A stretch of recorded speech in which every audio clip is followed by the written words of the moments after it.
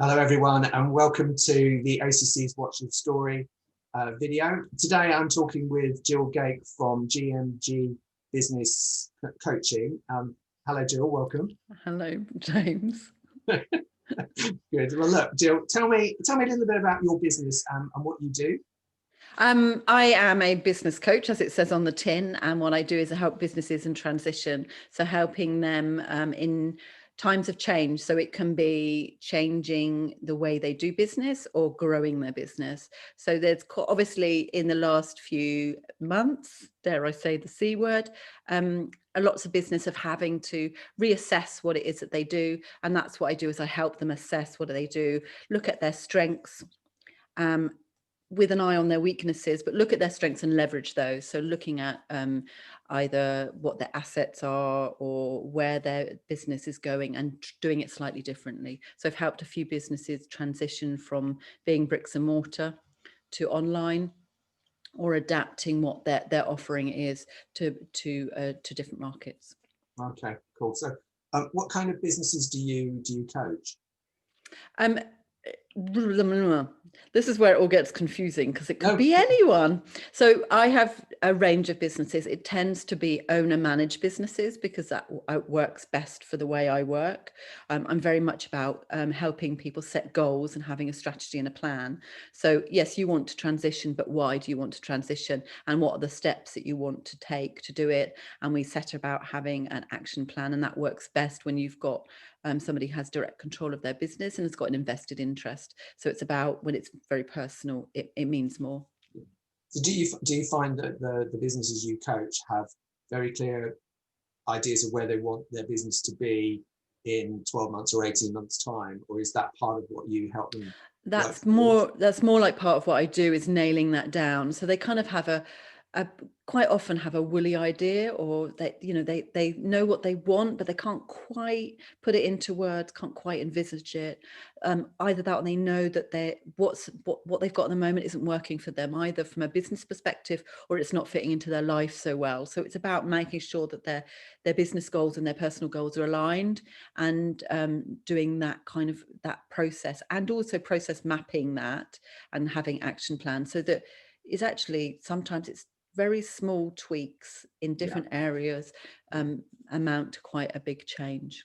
Yeah, cool. So do you work with businesses as on a retainer for a period of time, or is it you go in when they need you to pop in, or how do you structure the actual way you deliver the it's best if it's a set time period, because that is how you get action. So we're going to come in, do an assessment with the idea of this as the outcome, and it's about building to that outcome. And normally that's a fixed period, or a fixed project. There's two different ways of doing it, but actually it's very good to be able to do a fixed project. So I've do a couple of programs, one which is a 4-week change program, where it's quite intense, but actually you get the change quicker if you have a deadline. If it drifts on forever, it's just becomes one of those things that you do, and not something that you do on top of business. Yeah. So do you find with where you're doing, obviously owner managed businesses tend to be smaller. Do you find that it's great to work with the teams and then help them identify things like they make a change, but it's so easy to default back to the historic? Yeah, and actually stuff that you were doing before, because that's the route of least resistance. Yeah, absolutely. So this is about helping their businesses and their teams work out what it is that they want. And very much so, if I work with a team, it's about getting them to tell me what the problems are and getting them to come up with the solutions and supporting that process. So it's kind of, it's asking awkward questions, but with the idea of getting those results. And it is definitely much better if you involve the team and it's theirs. It's about empowerment. So it's empowering them to make the change that they know need to happen. And mostly your team know your business way better than anybody from outside. So it's really annoying. And I've been on the other side when somebody from outside tells you how to do your job better than you do. And you know your customers, you know your processes, and you probably already had an idea of what you could change. And it's about how supporting the businesses to make that change. Yeah, it's so, you know, bringing external coaching to make those changes. Like you said, it's empowering, but it's because people know they need to make changes, but by having that external catalyst, it's almost giving credibility and justification to being able to make those changes where everybody's bought in, isn't it? Yeah, exactly. And instead of and it's much better to have it, the people within the business making that decision, than having it done to them. So Yeah. it's, let's do this together, and everybody understands what their role is and feels like they're part of it. And when you're running a small business, your team is very, very important. And as it's been said, I think the name is Richard Branson, you look after your team and their team look after their customers. And it really is true, is you only have to look at, you know, it's very small things, just being really aware of what your team's capability and capacity, and where they thrive. And if they're good at something, let them do more of it. If Yeah. they're not good at something, find somebody that can do that part of the role. Don't try and don't push people into a place that they don't function properly. It's about getting the best out of everybody. And if everybody's working at their best, then the whole team will start to thrive and grow, and they'll love coming to work. Yeah, and then that feeds through to customer satisfaction and customer experience is better. Absolutely, because you know, if somebody smiles at you, you feel good. And if you go into a business where everyone's happy, you just go, oh my God, this is so cool. Let's have more of this. I want to come back. Yeah. Good. So obviously 2020 was a really challenging year for all businesses. Mm-hmm. How did your business cope with the transition to being less face-to-face and more in the virtual world? I would say I became more efficient. I've been able to connect with far more people, have some really good conversations online. I think it's been an opportunity. Obviously, it's been challenging because, you know, we've had clients that have where things haven't gone well, but I've also had a client that's completely changed their business, and it's amazing, absolutely amazing. Yeah, really exciting. And it's, for me, it's like, oh my God, I think I did that. And that's really cool. So I'd say it's what you've got is a lot more businesses and people open to change and doing things differently. So it's a golden opportunity. It's been a golden opportunity from that point. Once you get over some of the struggles, and obviously businesses have had to close, they have no choice. That's been the biggest challenge. But none of the ones that you worked with have closed. No, because unfortunately, because unfortunately, that by the time, they didn't need a business coach because they weren't able to operate. So, so how do you see your business developing in 2021? I'm really excited because there's lots of new things coming online. I think meeting lots of people virtually last year has inspired me to grow in different directions and look at different things. So I'm looking at lots of different things. I don't know whether I can tell you all of this actually. Well, tell me what you can. I'm in the middle of I'm about to launch a podcast. Exciting. With a very good friend of ours. I'm sure it's top secret. No, it's a Business Buzz podcast, and it's called Odd Dogs and New Tricks, and it's information about. It's interviewing businesses, so we can get some real live experience from real businesses. I think there's quite a few podcasts out there with people that are earning zillions of money, zillions and zillions of pounds, dollars, or whatever, and telling you how amazing they are. And I think that can be a little bit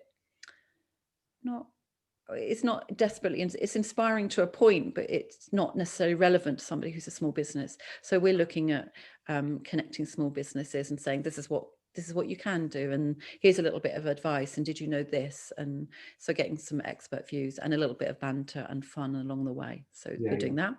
That's about making it relevant to your audience, isn't it? And our audience will be small businesses. So I think that's really important, and it's great having those really inspirational people doing podcasts. But I know from my experience, often I feel that they're a long way away, and their experiences are not my experiences. Yeah, and it is a bit off-putting, isn't it? You just go, yeah, but not in my world. But so what we're doing, and actually is, you know, when you run a small business, you may be an expert in your field, but you don't know about something else. So you'll come across people in your network or terminology, and you just go, what on earth is that? So it's just an opportunity to hear all about that. So cool. Brilliant. Excellent. So finally, the last question I want to ask you is about the OCC and the benefits you see from being part of the OCC. Oh, it's very simple. I'd say this is the age of collaboration, not competition. So whenever anybody ever asks me, who are your competition, I say, I don't have any, because I'm uniquely me. I bring a different angle. Coaching is a brilliant way of developing your business and getting to where you need to faster. So actually, it's all about collaboration and working with different people from different angles. And so if I can collaborate with another coach, I bring more value to my clients. If I collaborate with other businesses, I bring more value to them. And it's a way of growing my business and helping other people to grow theirs, because you're offering a more holistic approach. So the OCC is just brilliant. It's a superb bunch of people. And I think we had a discussion at one point, which was, what's the common theme we have through this? And we discovered, by accident, or maybe it's design, who knows, James, but the common thread that we all had was that we put our clients first. So we only recommend to our clients what is in their interest, and we support whatever is in their interest. And that is really, really inspiring, to be with a bunch of people that have that same business approach.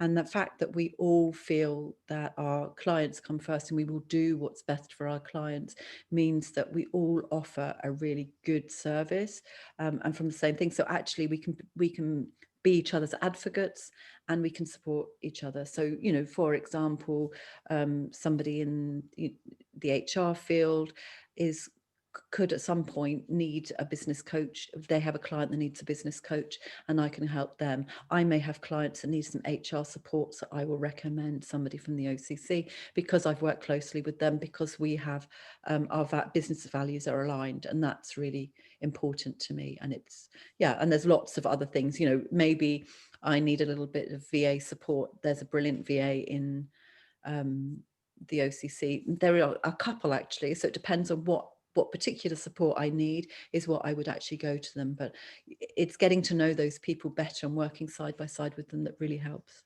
Yeah, brilliant. Thank you for that, Gill. So I'm going to wrap up now. It's been really interesting hearing about your journey and what you do. And so thank you for sharing that with us today. You're very welcome. You're very welcome. Thank you very much, Gill.